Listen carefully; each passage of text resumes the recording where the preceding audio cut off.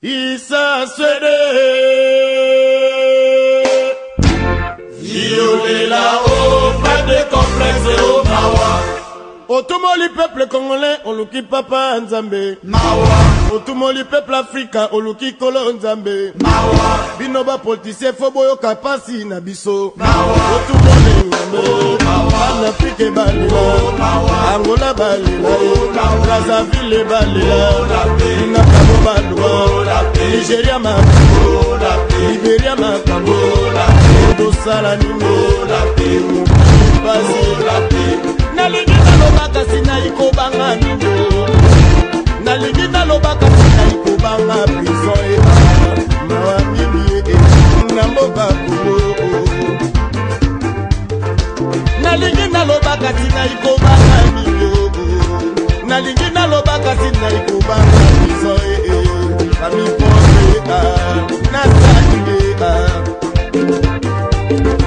Namboka na biso mwaka moye mbele Namboka na biso droit ya bato ebalaka te Awa na poto baliaka mango ya Na poto baliaka mipikyo Mokili pasi bolingo ngai na sala Salera bato bano komande kapasi Zambe ba politicien Yaka mokili Oka biso mawako Nakisangani Nashaba Osaire nyoso Equatere Bolingi bagere Osomi mondoki moko Okote tumana samba Likolo bomando kuna yo Likolo ya mabele na yo Otumole na yo Nasara nime Osengi nelare Mutu yeba verite na yo Yeba droit na yo Yenge zali mama Mawa minyo Tubele la yo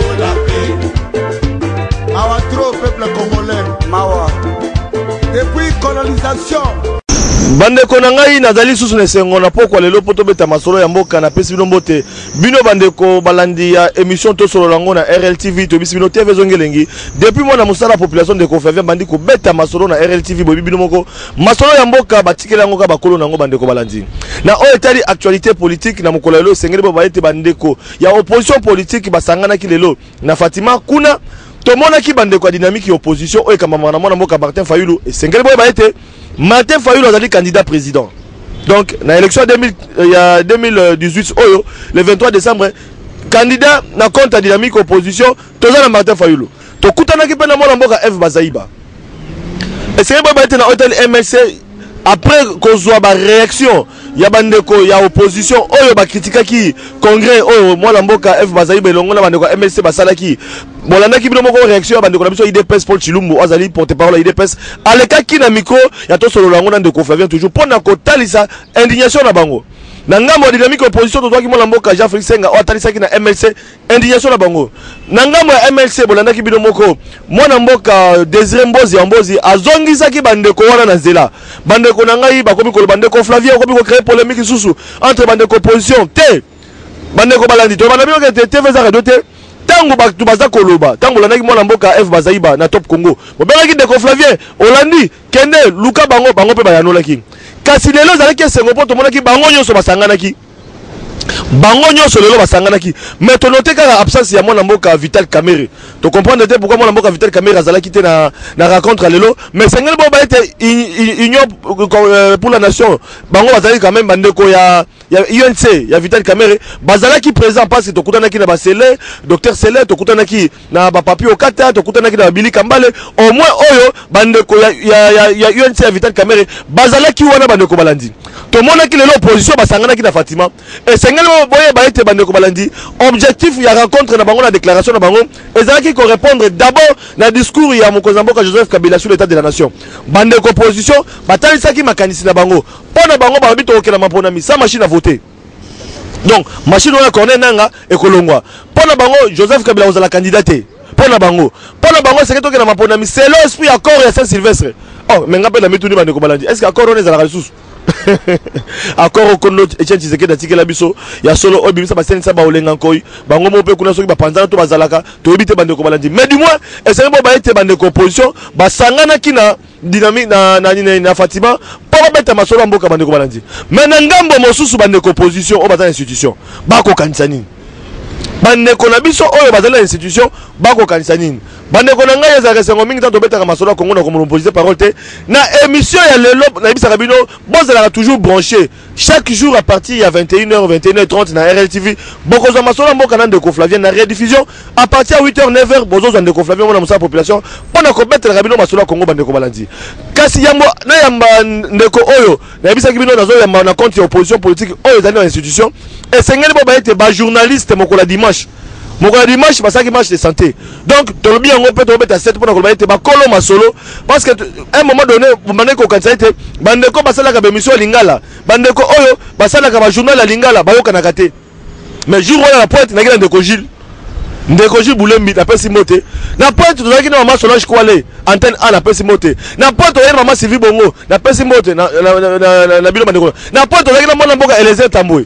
bande ko nanga tozalaki ebele na bote Paul Tissot azali patron ya deuxième A ndenge ndeko Flavien ali patron ya Photo Kundola donc tosangana ki biso biso d'abord bande ko tosala ba émission na balingala na ba joueur lingala pona kolakisa bomoko na biso bolingo na biso tozala nango pe to pesi examen na bande ko mususu donc bande ko basala ba émission en français basala ba journal en français to pesi bango pe examen basangana ka eza nango bien mais to ko beta 7 sous dans hôtel mo na mboka Alexis Tambwe Mwamba ozo ki embargo aleki na machine mususu mais tango UNPC senga ki na ete asenga ba journaliste pardon parce que comment ministre de justice a côté très biso ba journaliste minable to verra na ba coupage ya $1500 ah ndeko na tira mona ngote et puis na ko ba politicien nyoso bodola ndala même mo baleka na mission na ngai bazana mbongo te baso ba binote population et ça peut être la population qui est ba kino tango mo to même na ba ministre bana l'arte ministre ba peso même $100 na passe mais to sala musala pour l'excès de la télévision to fabriquer belé yango bomona ki ba kolo masolo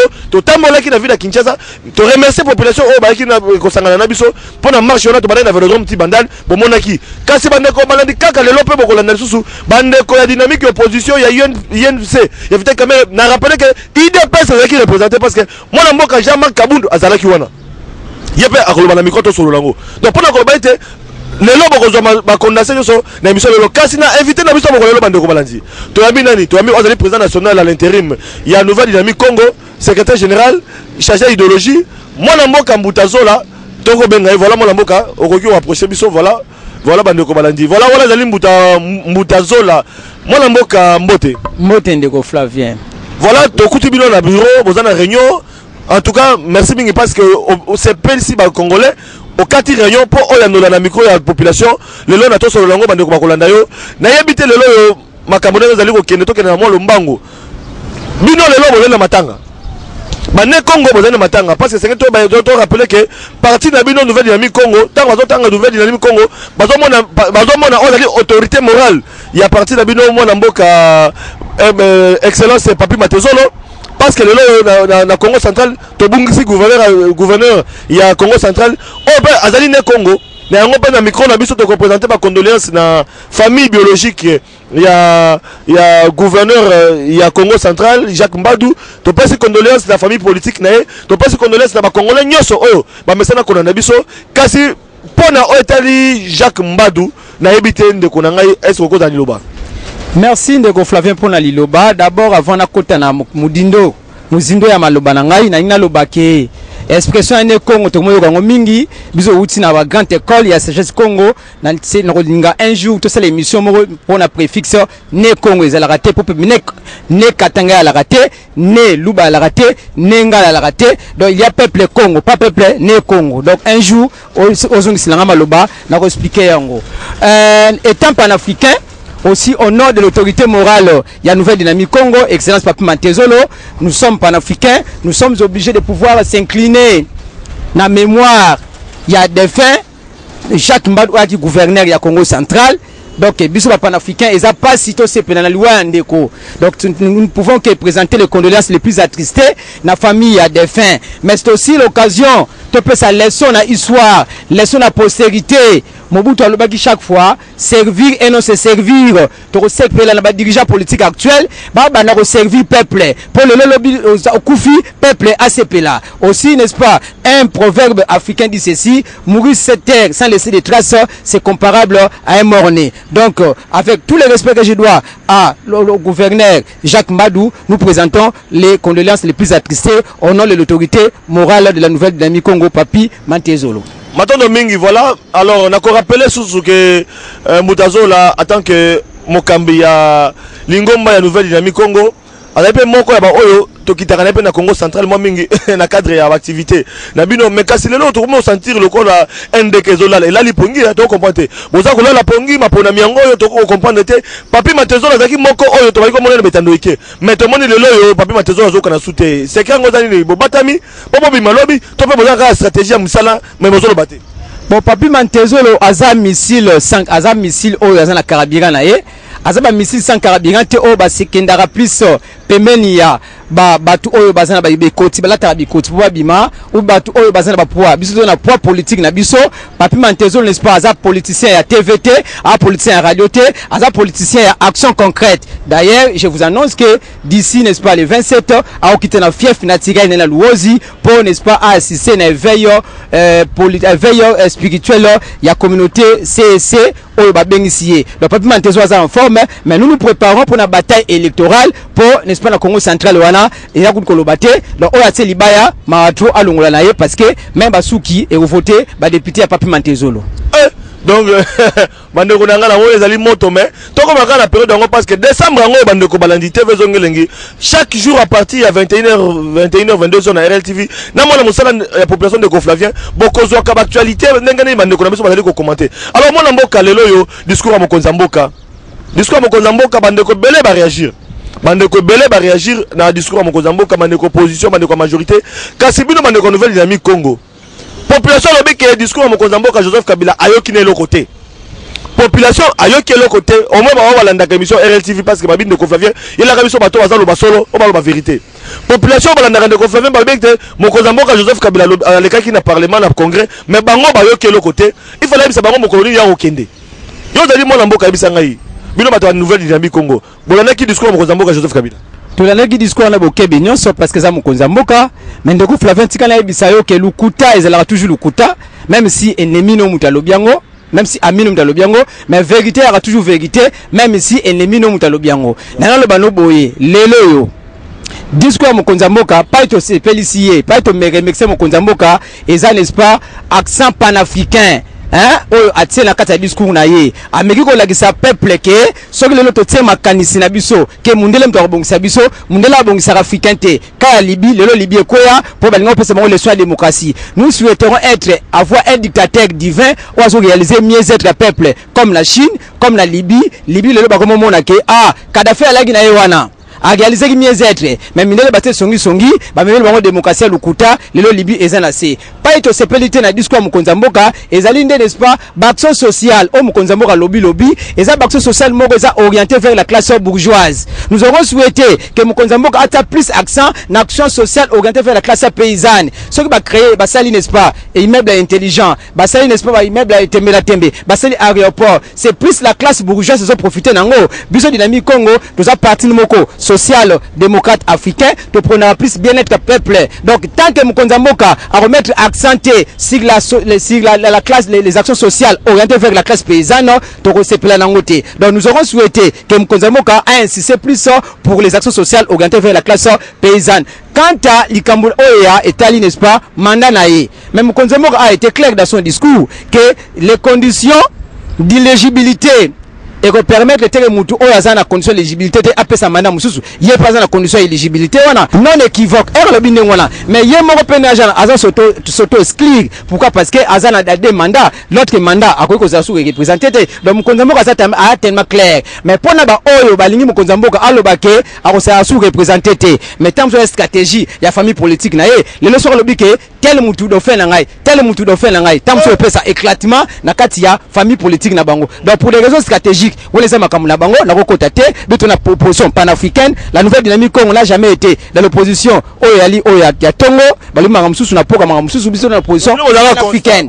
Na opposition panafricaine so mo ko dans position panafricaine maman za na kati wana azola na biso waza o maman za na Kinshasa ya suka akola na ndeko Flavien parce que sengeli bobete ba o balanda ka biso nga mingi babola bandeko bakonyoko bavanda bandako bamona ke alama na Tongo abinene ya kolia bakomolia na dego babi ate to sepelaka parce que ndeko Flavien au moins na table na poko lelo akobeta masolo ko sepelisa biso donc ba maman ebele avant bakendo la ba miko la rendez-vous ka moko na RLTV émission to solo yango alors maman wana zo na émission bisangai tango zo bisa ba makambo zo bandeke ba panafricain ba azo comprendre ngote ngelo bani maman oyo azolanda biso ayebi le côté ya français te yango to lingaka plus biso na kati ya parti politique national ba plus le côté ya Luluba ya Kichuluba ya Lingala ya Kikongo pourquoi pas ba panafricain opposition panafricaine ngolo ba opposition oyo elingaka plus ko prôner bien-être ya peuple.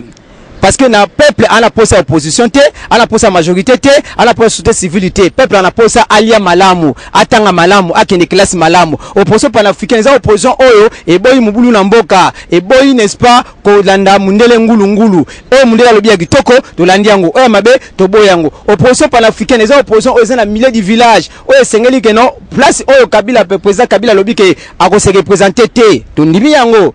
Référendum to boyi yango. Omoni biso opposition panafricaine. Pai oyo ba opposition musu ba sala zunguluke ke na kati opposition opposition la te to za opposition la te ba sala zunguluke ke no na kati na bango ba zo critiquer FCC mais na kati na bango est-ce que ba zo yokana tamsu na kati opposition wana ezana batu oyo baza ba traître déjà ba koti na kati ya opposition wana to mona kiango na tango ndeko Tshisekedi biso na opposition panafricaine to kokumisa joueur neti Meshak abetika la championnat moko atie lebi ke to kumisa leader wa sedi 30 opposition atie lebiti to kondima ete sagesse africaine opposition to linga nini ke soki ndeko Kabila sali nzela to kumisiye mais soki mbala mwana zo tanga te na classe to ko sepela na ndeko Kabila te donc biso opposition panafricaine to la toujours bien-être social ya peuple mais tant balo bakelo bino Congo te to kala kata parenthèse tant balo bakelo bino bandeko ya Congo central bo ça compliqué au moins te bino bandeko Congo central bo ça compliqué tant ozo ba makambo ba Congo ba mitu na oh mais mbuta zo la zo ba susu nini parce que to mona ka na mwana semi zali parenthèse yo za ka de Kabila ne mwana semi ba mona ka bino ne poko na ba pesa ne mwana semi ma Congo yo papi matezolo na parfait basangana lelo bo sali bor na bino mais en même temps bo za kata ba institution mais ozo on dirait ozo kata ba institution te bande mo so ba comprendre ngote. Bon, tous la carte institution parce que nous sommes la carte pouvoir, mais nous sommes la carte régime. Oh, la différence est ali entre que na régime, na vous na pouvoir. Enseignant, asa na carte pouvoir parce que ça dépend du ministère et enseignement. Mutasa on a pétentique, asa na carte enseignement, carte na pouvoir parce que dépend du ministère et pétentique. Magistrat, asa na pouvoir parce que na pouvoir judiciaire. Nga na carte pouvoir, mais na carte régime. So on comparer tena ndeko Shadari, ndeko Shadari asa na carte régime. Ana régime à Kabila, ngaza la régime à Kabila te, to za na kata gouvernement consensuel, to koti kuna na ndenge ya corps ya sans Sylvestre pour to conduire élection et pour to réaliser bien-être social. Donc to za na kati ya régime ya Kabila, ya président Kabila te, mais to za na kati ya pouvoir. Cela signifie to za na ndeko ne monantemi, n'est-ce pas? Ndeko oyo apronaki glissement, ole ba musu baso bénéficier, biso to bénéficier na ngote, mais ba musu lelo ba boya ki glissement. Na yimu talibo so ko ba transition à 3 ans. Voilà en tout cas bato bele batemela ki de mwana semi mais lelo yo bako baboya ki bafinga ki bako ba ko gumma mele même konza mboka Joseph ka koleka même bato majorité opposition politique mboka Sony être tout le batiango malheur se comprend toujours en retard c'est grand être n'est-ce pas malgré les règles monsieur Yali to ko kumisa ye na makambo oyali ya solo apona ki glissement oyo lelo PCP so ko bana glissement depuis 2015 na 2018 on sa élection ya elengi. Mais l'élection commis moi keba pourquoi parce que batu baboyaki comprendre idéologie na en retard na ndenge ya solo biso to lo baka vérité to lo baka pe to ngara lukutate voilà pourquoi na bisio biso na nouvelle dynamique Congo nous prenons plus bien-être ya peuple congolais mutako saoté opposition nous mon opposition là na tongo ba batu mususu na butu batu mususu bako sangana na bango te nde bazana bako sangana te FCC na basangana te FCC bako sangana na bango mais pona batana la président ndeko Kabila te. Oh donc mandeko côté FCC donc mazozo bana bango majorité nous bako sangana et sa plateforme électorale du point de vue président de la République pas du point de vue n'est-ce pas à niveau ya élection législative na provinciale parce que biso to na code kuna masundo libino te biso kuna tozati na niveau code to na pour la élection législative na provinciale na niveau président de la République là tout autres la plus intérêt à population na ba convoitise extérieure na ko limate nga na ko limbisa facilement ndeko Kabila na ko limbisa ndeko Mobutu na ko limbisa ndeko Moïse mais na ko limbisa ndeko Mundelete oya ya rapport ko sabiso voilà biso no poso pana c'est que non bozalo makamebele otala wana alors mona mboka na mokolo elo sengeli boy bayete après discours mokonza mboka bande ko opposition au moins o babo yeke kota na masolo ko kabola na bino ne bozalo na régime o babo yeki bato lokola INC Vital Kamerhe bakota kama mela so bandakala me babimi bande ko biso MLC bazalaki wana bande ko biso IDPS bazalaki wana bande ko biso dynamique opposition bazalaki wana basangana ki na Fatima pe na déclaration na bango ba critiquer discours ya mokonza mboka bino pe bazali bande ko opposition tango bozo landa bande ko opposition radicale to pe ba opposition basangana ki na Fatima na ndenga bomesano wana bino bo mona ngone papa ezela opposition radicalité ezela opposition fantaisiste prêtre asiatique morote akumisa pape peuple prêtre arabe moroté à comme sa pape. Ce qui prêtre congolais à comme sa pape, c'est que c'est le plus grand médiocre de la planète Terre. Ah, bino wa panafricain pardon. Bino wa fana. Ya kabo. Bon ni marabaninga te pona bino wa panafricain. On a côté l'église catholique Tony. Naza panafricain, n'est-ce pas? Naza la respect mingi na papa Musengo parce que l'église catholique ce qui mais balobi pe en la candidat Monseigneur Musengo. Atia libaya président est-ce que so Monseigneur Musengo atia libaya. Bino bandeko. Bo bino soti. Na bandeko majorité donc et si nango donc parce que c'est déjà à Kangama Solo Bamash. Il y a bien ça, est-ce que mon Kozambo a sorti topé majorité présidentielle, opposition pour remonter dans les sous. Tous en a posa mutu o catholique basé belé. Tous en a posa mutu o salibaya a réaliser mieux-être et la population. Voilà biso dynamique Congo tu en a posa. Ah, intérêt population. Intérêt population. On a le Congo na Congo. Batsalibaya te biso posa na biso ya like non. Peuple a se retrouver. Tous en a mboka moko.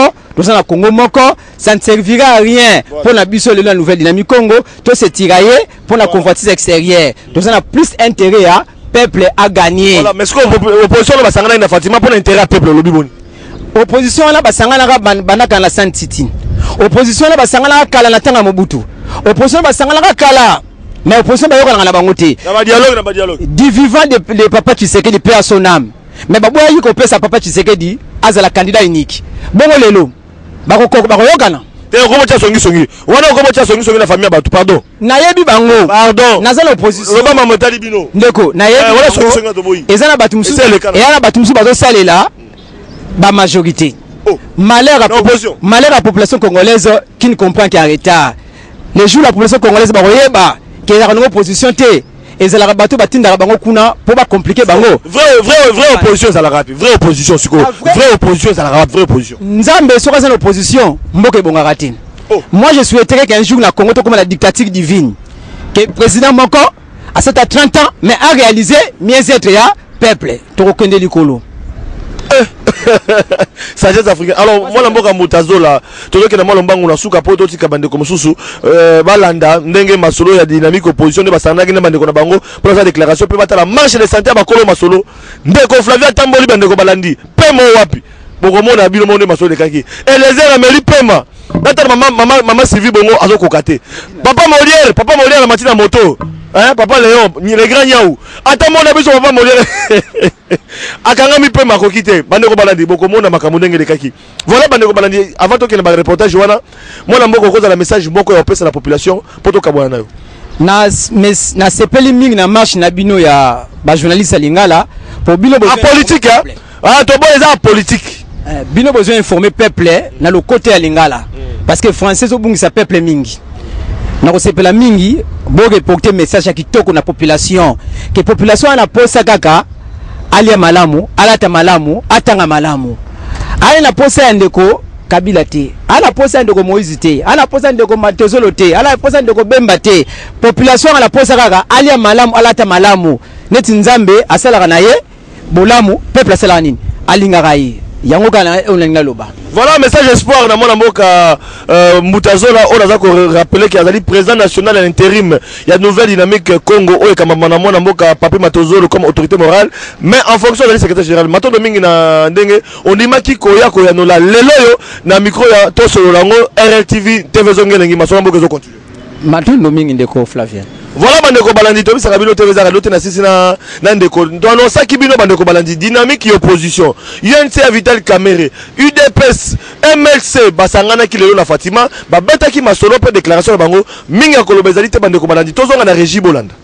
Discours prononcé le 19 juillet 2018 devant les deux chambres réunies en Congrès. Ce faisant, et pour régner par la terreur, Joseph Kabila se construit un monde à lui tout seul, isolé du peuple, de la sous-région et de la communauté internationale.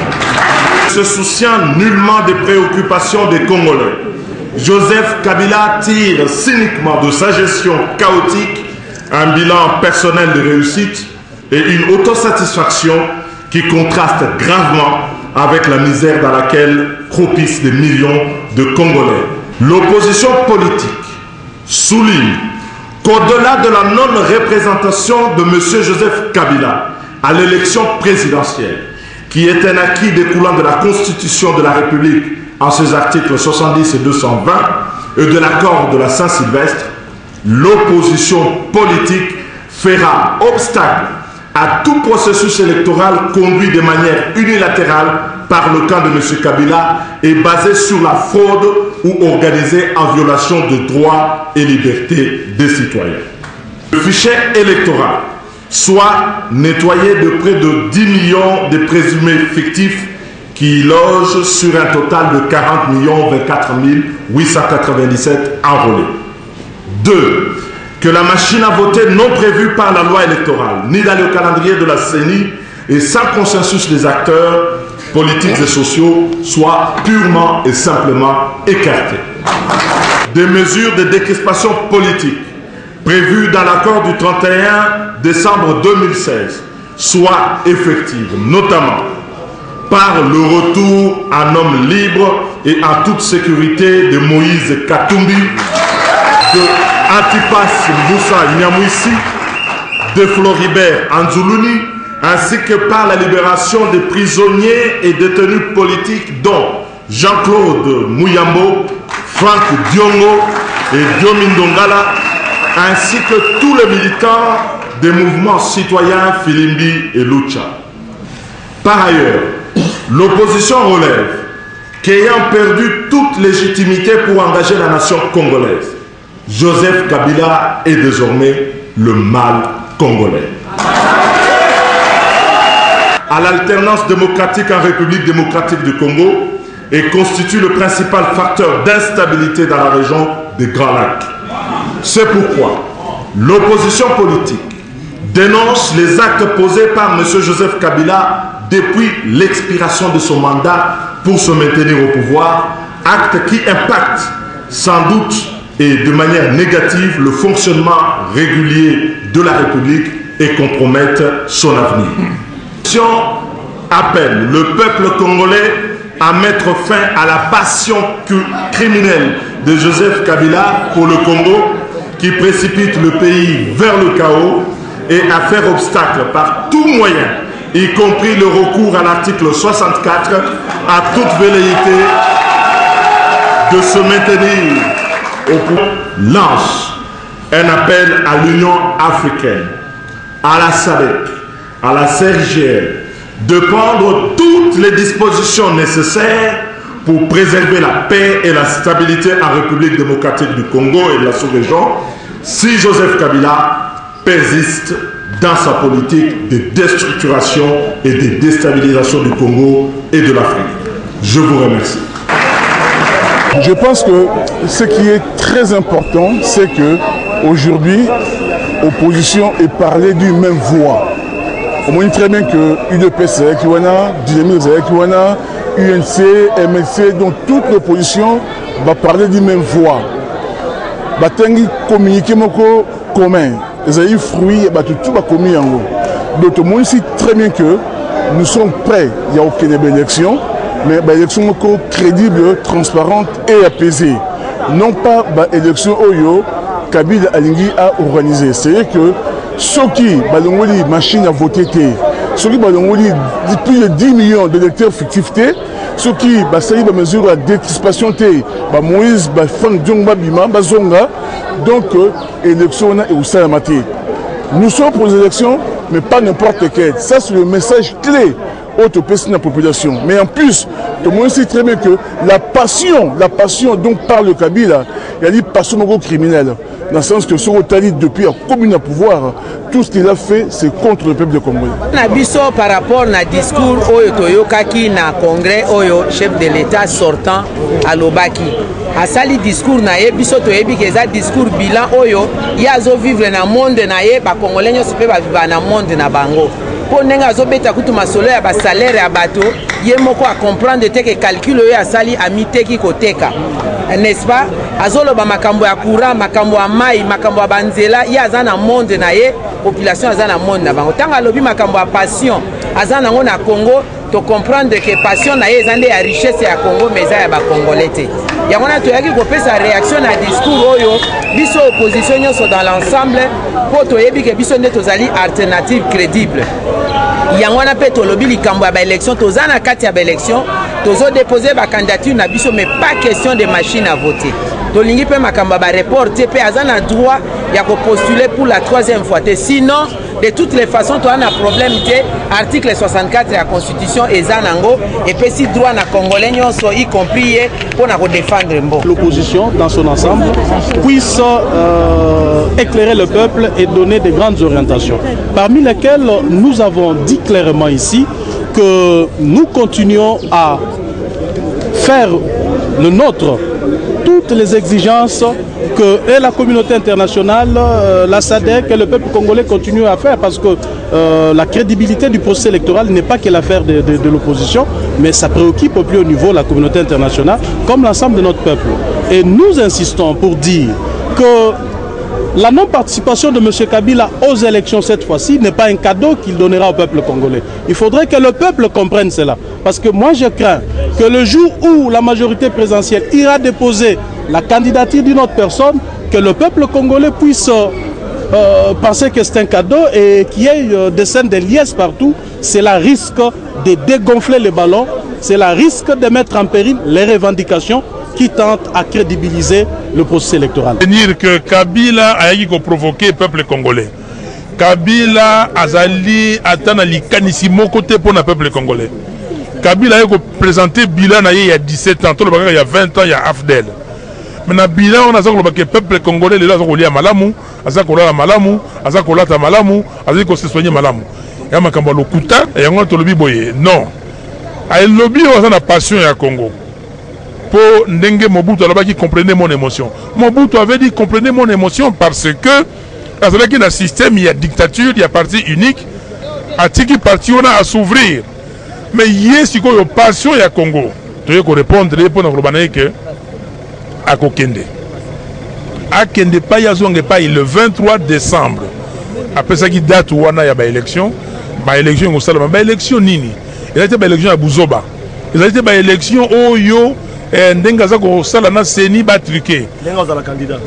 Élection, il y a machine à voter T. Élection, il y a fichier électoral na bato bazana misbazanga misafité. Élection to lobby que à lobby que on respecte la constitution. To rappeler que qu'on respecte la constitution veut dire qu'il n'y a pas de 3e mandat. Voilà ma campagne de M. Kabila Yango. Kalabila Soki a landi Mobeko l'icónicité. Donc il y a que tu peux appliquer l'article 64. Il y a le lobby que alors qu'il dit lors de son discours qu'il a Soki to lobby boye ezali na tina. 2016 Sengela ki Kabila a organisé l'élection. Si il na moya lelo élection ezali organisé te ezali volonté à Kabila parce que alingi kotika te. Donc mon abiso donc ozoma bato nyonso tozali wana ba congolais nyonso o bazolo ba Kabila alingi ko bim kolongwa te na ba tu ya libanda bazali bato ya maboma yeka mutu aza mutu ya mayele. Donc 2016 les lotos à 2016 to komi ni 2018 tozokende siko na 2019 2016 2017 2018 2019. C'est-à-dire qu'il y a une volonté à organiser l'élection. Donc, il y a un mandat, donc il y a local, il y a gratuit. Donc, il continuera à continuer à makambo. Ata soki mwana muke. oyebisi tokende wana na komema tokende wana komema suka suka mwana moke akokomprendre ke olingi komema ye te donc toza bana mike te toyebi eloko nini tozoloba. Voilà bandeko balandi bauti kolanda opposition politique na Fatima Mukolelo nde basanganaki bapesaki message na bango kasi yamba kokabona bandeko balandi biso mpe bajournaliste bapanzi sango tosali mpe ya biso association tobengango bakolo masolo biso bato tosalaka baémission na lokota lingala tosalaka bainformation na lokota lingala tosanganaki tosalaki bo marche de santé mpo tonyolisa mwa nzoto parceke na semaine tobundaka esengeli mpo bayete RLTV oyo ekamama na mwana mboka Roger Lumbala ezalaki représente parceke ngai moko mpe nazalaki wana totambolaki mwa moke bolanda mpe oyo ezalaki biso bapanzi sango tosanganaki tobiki ezali apolitique bien ke na kati bakandida bazali ndenge tomoni wana ndeko Jules azali candidat na Bandal ndenge tomoni bandeko mosusu bazali candidat na Matete bandeko mosusu bazali ba candidat à gauche à droite na bosani te na Lemba tolepe na Max Joël Chrétien ye pas azalaki ndeko Flavien pe azalaki donc tozalaki Belen ndeko Eliezer pe azalaki aza candidat azalaki pe wana papa Molière pe le grand yao ye pas azali candidat mais azalaki wana tokutanaki a politique totambolaki a politique elekaki ningni te meza do te bolanda bino mo Eliezer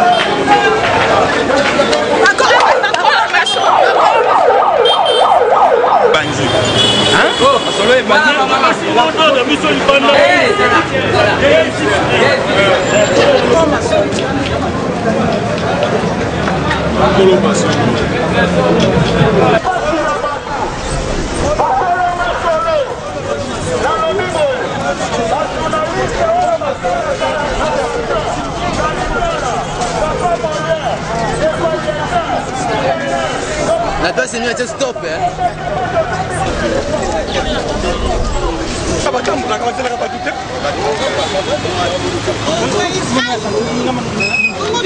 Glissement. Aïe. Là des pieds.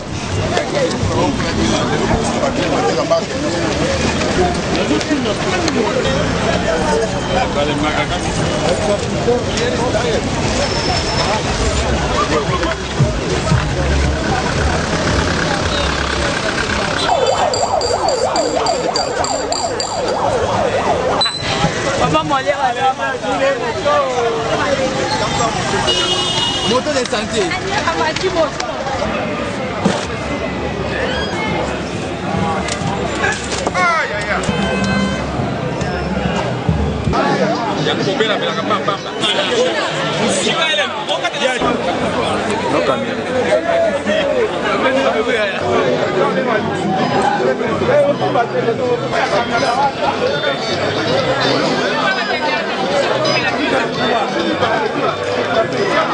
ndeko soki d'abord public andimi initiative na biso c'est que public andimaka musala biso osala andimaka musala to kondola salaka andima musala to komwe basalaka andima musala papa Molière équipe nationale ngonge beti pona Congo en tout cas batunyo surtout en tout cas na sepeli makasi na moni déjà que moi je nazai koyeba ke za na nguma omoni c'est initiative oyo na kosenga e continuer comme ça na 4 éditions na kosenga e continuer eza moko po bakasa ke ndete ngana ndeko Flavien to kana te oh non soko mikolo.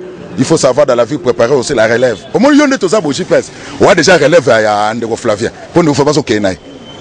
Azo Kende, donc toi, Nagitambo, il y a déjà Nagitambo Masolé et Simba. L'impression nanga eza satisfaction. Comment on a n'engé appel et salamaki et puis batubaye ko soutenir biso ba journaliste auto salaka na lingala et l'actif vraiment que non message na biso totina aussi en population et comme la rabango.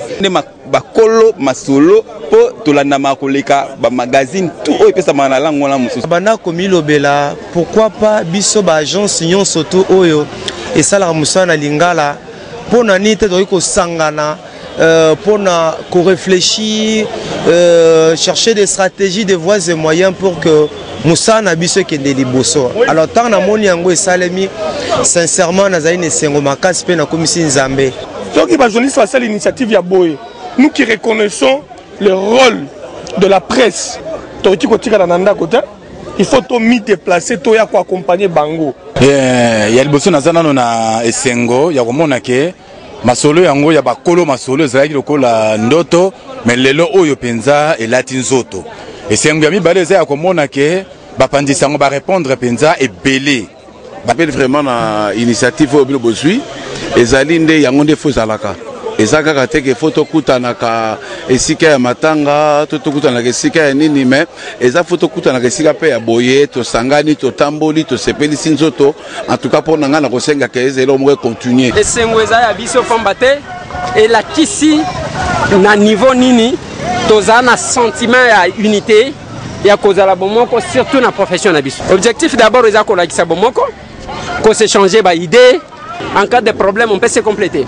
Parce que c'est que les journalistes belé les candidats dans l'élection cette fois-ci le roman a la démonstration parce que biso ba journaliste to fabriquer belé et c'est que ce que to zo maloba akolo masolo zo tambo na cadre de corporation ya ba journaliste peut totalement na population.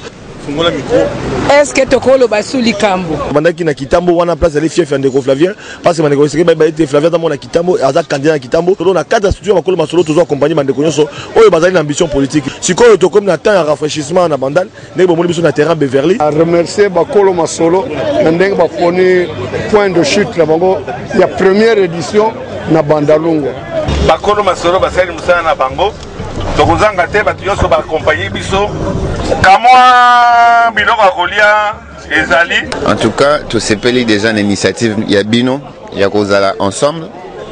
Donc tout cas il faut kangama beaucoup côté. Donc tu es na innover. Un produit aux na norme très nutritionnel, na ba vertu à qualité à bien-être. Na minute soyo, tous en étape 0. To senga bango ba grand distributeur ya Congo, ya Kisasa, ba sunga ba produit ya ba congolais. Innovi. Soko meli innovi keba na levure. Ah bon.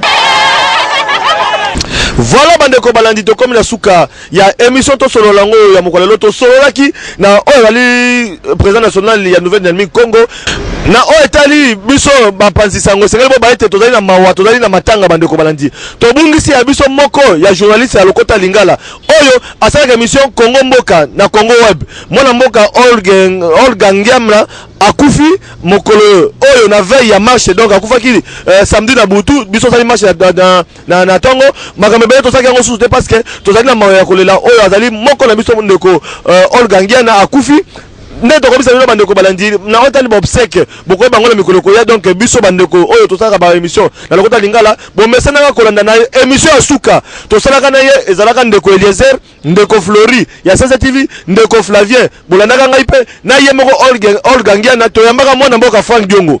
Donc émission suka tosalaka na ye ezalaka na mwana mboka Frank Diongo oyo lelo azali na makala donc émission suka yango wana oyo tokotika la mémoire na base ya mikolo koya tokolakisa no extrait ya émission to salaka na mwana mboka Ogangia na ndenga zali ko tuna mituna naye na mwana mboka Frank Diongo donc minga ngolo bazali te bande ko balandi tozali na mawato bungisi moko wa biso ndenge to mesana ko landa biso donc équipe na biso bakolo masolo équipe na biso to manako benga biso ba imboka solo tozali na basi mibale tozali mama Bobette oya c'est R7 RTC mama Bobette to mesana ko landa tozali mama Olga donc mama Olga akei atike biso mama Bobette donc ndeko Eliezer azali ndeko Flori azali nga nazali tozo kumba masolo mais na hotel matanga bokozwa toujours ba programme ndenge makambo ko kende matondo mingi na bino bato toki libaku ya kolanda biso un grand merci l'équipe munene ya to solo lango to bosante na montage kuna na prise de vue tozaki na merveille toto pe équipe munene lokola Feli na ngambo ya technique ya RLTV tozali na Feli tozali na Patrick tozali pe na coordonnateur na biso mwana mboka Kali matondo mingi na bino bato bozaki bakwa na biso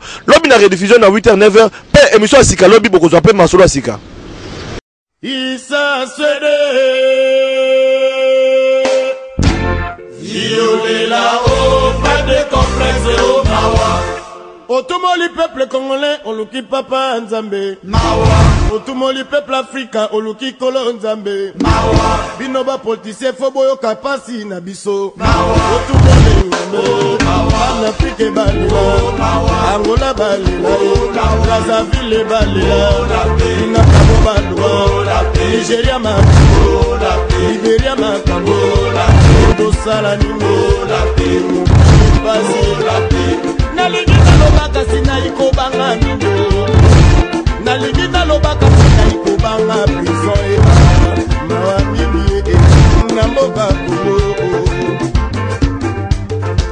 nalingi nalobaka sinai kobanga mino nalingi nalobaka sinai kobanga prison bamiponse nasalinge na mboka na biso mwaka moyembele na mboka na biso droit ya bato ebakaka te awa na poto baliaka mango yao na poto baliaka mipikio mokili mpasi bolingo ngai nasala salera bato banokomandeka pasi yaka mokili biso mawako nakisangani na shaba ozaire nyonso ekwatere bolingi bagere osombi mondoki moko okoti etumba na zamba likolo boma ndeko na yo likolo ya mabele na yo otumolela yo nasala nini tosengi ndelawe mutu yeba verite na yo yeba droit na yo ndenge ezali mama mawa mingo tubelela yo